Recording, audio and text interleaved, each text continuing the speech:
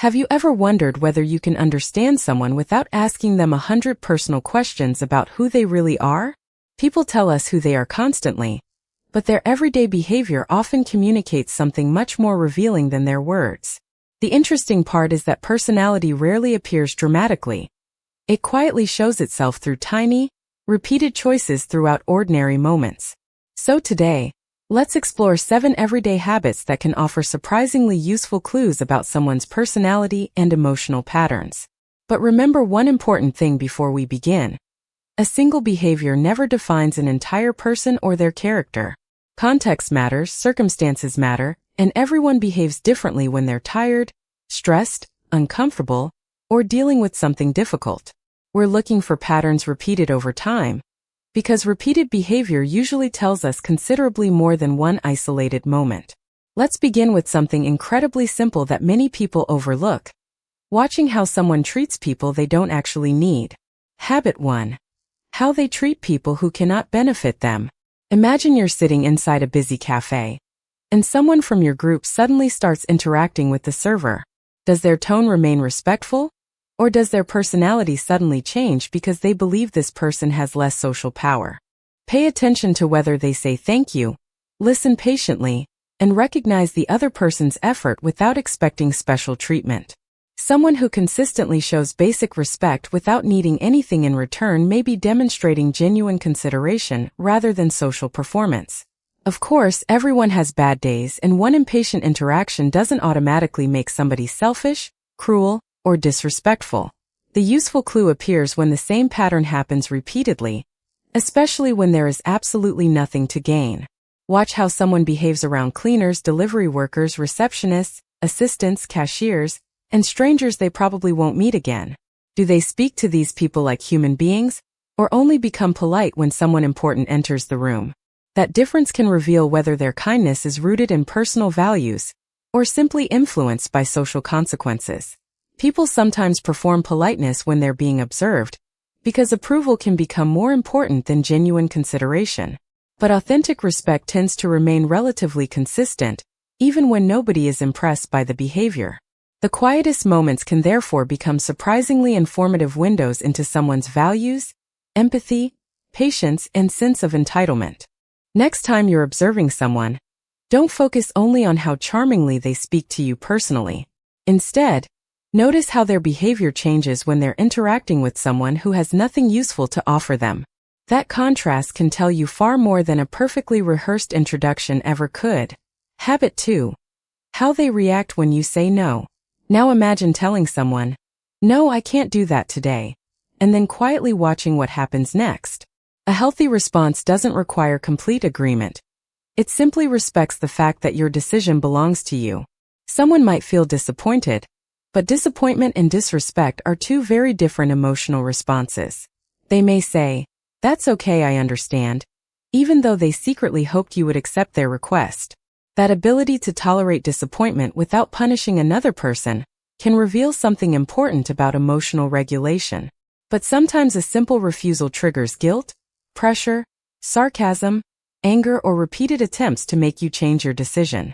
Those reactions can suggest difficulty accepting boundaries, although they should always be interpreted within the broader relationship and circumstances. A person's response to your boundary often reveals more than their behavior when everything is going exactly their way. Think about it. Agreeing with someone requires very little emotional flexibility when their preferred outcome already happened. Respecting someone after hearing no requires considerably more self-control, perspective, and acceptance of another person's autonomy. This doesn't mean every emotional reaction is automatically toxic or manipulative. People can react badly once, apologize sincerely, and genuinely learn to handle boundaries better in future situations. The important clue is the pattern. Do they eventually respect your answer, or repeatedly attempt to wear down your resistance? Someone's relationship with the word no can quietly reveal how they understand independence, control, compromise, and respect. So if you want to understand someone's personality, observe what happens after you disagree with them. Their response may tell you more about their emotional maturity than their most impressive conversation ever could. Habit 3. How they handle being wrong. Here's another revealing moment. Somebody discovers that their confident opinion was actually incorrect. Maybe they misunderstood the situation, remembered something incorrectly, or confidently shared information that wasn't true. What happens next can become extremely interesting because being wrong challenges both knowledge and ego simultaneously. Some people immediately search for someone else to blame, change the subject, or create an explanation protecting their original position. Others simply pause and say, "You're right. I got that wrong," without turning the moment into a dramatic argument. That small sentence can demonstrate intellectual humility, because admitting an error requires accepting temporary discomfort. A person doesn't need to be insecure simply because they dislike being corrected. Human beings naturally protect their self-image. The stronger clue is what they eventually choose to do with the correction. Do they become curious and update their understanding, or become defensive because changing their opinion feels like losing? People with healthy intellectual flexibility can separate their identity from individual mistakes and still maintain self-respect. They can think, "I was wrong about this," without concluding, "Therefore, I am a failure." That distinction is psychologically valuable because confidence and humility aren't actually opposites. A genuinely confident person can often tolerate correction because their entire self-worth isn't dependent on always appearing knowledgeable. So watch what happens when someone's certainty meets evidence that contradicts it. Their response may reveal how they handle vulnerability, uncertainty, ego threats, and personal growth. And sometimes the most impressive person in the room is simply the one comfortable enough to say, "I learned something." Habit 4. How they respond to someone else's success. Now let's talk about something that quietly exposes comparison.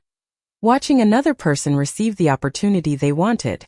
Maybe a friend gets promoted, someone buys their dream home, or another creator suddenly receives thousands of views. Their first reaction can be surprisingly informative, although again, one emotional moment should never become a personality verdict. Some people genuinely celebrate another person's achievement, while remaining aware of their own disappointment or ambitions. That combination is completely human. You can be happy for someone and still wish something similar had happened to you. The healthier pattern is being able to hold both emotions without turning another person's success into an attack. Other people immediately minimize the achievement, searching for reasons why the success wasn't actually deserved. They might say they were just lucky, when luck doesn't fully explain the person's preparation, persistence, or ability. Sometimes that reaction reflects insecurity, social comparison, disappointment, or fear about one's own progress. Again, context matters because someone struggling personally may temporarily find other people's success difficult to process. But repeated inability to celebrate anyone else's achievements can become a meaningful interpersonal pattern. Notice whether someone uses another person's success as inspiration, information, competition, or evidence that they are personally falling behind. Healthy comparison can motivate growth, while destructive comparison can turn somebody else's happiness into your emotional threat. The real question isn't whether someone ever feels jealous. Almost everyone experiences envy sometimes. The revealing question is what they choose to do with that feeling once it appears. Do they congratulate, learn, reflect, improve, and continue forward? Or do they undermine the person who succeeded? Their answer can reveal how securely they view their own worth in relation to everyone around them. Habit 5. How they behave under small amounts of stress. You don't need a dramatic crisis to observe emotional regulation. Ordinary inconveniences can reveal useful patterns too. Imagine someone loses their keys, gets stuck in traffic, receives an unexpected delay, or discovers their plans have changed. Do they immediately explode, blame everyone nearby, or become overwhelmed by something relatively manageable? Or can they pause, acknowledge the frustration, and start looking for the next practical solution? This doesn't mean calm people are automatically better people, because everyone has different stress thresholds and coping mechanisms. Someone experiencing exhaustion, grief, financial pressure, or another difficult circumstance may naturally respond differently than usual. That's why personality should never be diagnosed from one stressful afternoon or one emotional reaction. Instead, notice recurring patterns across ordinary inconveniences when the person's life isn't already overwhelmed. Emotional regulation doesn't mean never becoming angry, frustrated, nervous, or disappointed. It means having some ability to experience those emotions without automatically allowing them to control every subsequent action. A regulated person can feel irritation while still communicating respectfully and solving the actual problem. An unregulated pattern might involve repeatedly making everyone nearby responsible for emotions that originated elsewhere.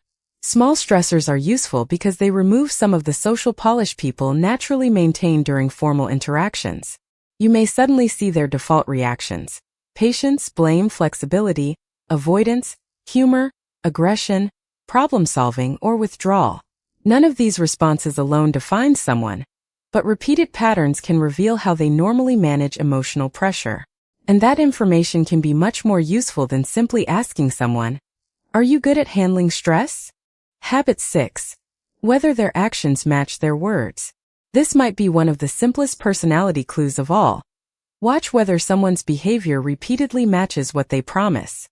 People can describe themselves as loyal, disciplined, caring, honest, ambitious, patient, or dependable. But personality becomes easier to understand when those descriptions are compared with what actually happens over time. Someone might constantly say they value honesty, while conveniently changing the truth whenever honesty becomes uncomfortable. Another person might rarely announce their loyalty, but consistently show up when somebody genuinely needs support. The second person may actually communicate their values more clearly through behavior than through self-description. This is why consistency matters more than isolated promises when you're trying to understand someone's character. Everyone breaks a promise occasionally because life is unpredictable, circumstances change, and humans aren't perfectly consistent machines. The important question is whether they acknowledge the gap, repair the situation, and make a genuine effort afterward. Someone who says, "I couldn't follow through and I'm sorry," demonstrates accountability even though they made a mistake.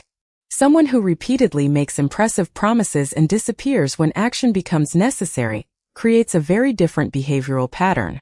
Words create expectations, but repeated actions create evidence. So when you're trying to understand someone, don't just listen to their values. Compare those values with their calendar. Look at what they repeatedly prioritize, what they consistently avoid, and what they actually make time for. A person's routine often reveals priorities they might never consciously admit during a conversation. That's why consistency between words and behavior can be such a powerful clue to someone's values. Habit 7. How they behave when nobody is watching. Finally, we reach one of the most fascinating clues: what someone chooses to do when there is absolutely nobody around to applaud. Public behavior can be influenced by reputation, expectations, social pressure, approval, and the desire to make a good impression. Private behavior has fewer external rewards, which can make certain choices more closely connected with personal values. Imagine someone discovers an accidental discount at checkout that benefits them far more than intended. Nobody notices, nobody would know, and correcting the mistake would require extra effort. What does the person choose to do? Or imagine they find something valuable in an empty place where there are no cameras or witnesses nearby. Private choices can sometimes reveal whether someone's behavior depends primarily on external consequences or internal standards.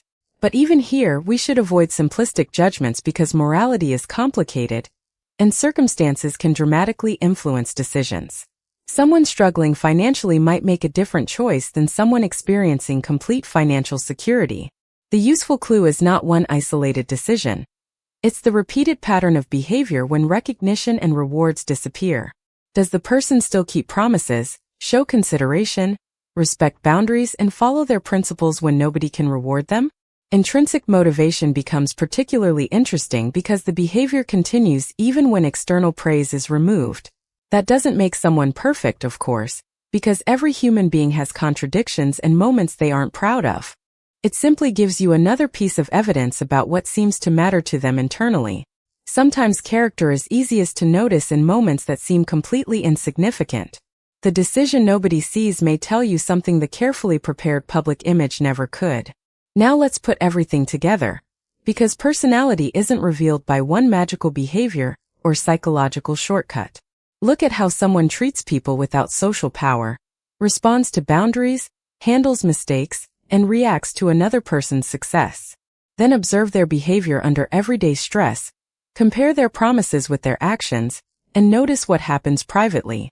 When several patterns point in the same direction repeatedly, you have much stronger information than any single interaction could provide. For example, imagine someone who is respectful toward strangers, accepts your boundaries, admits mistakes, and celebrates other people's wins. That combination may suggest emotional maturity, humility, empathy, and psychological security, although context should still be considered.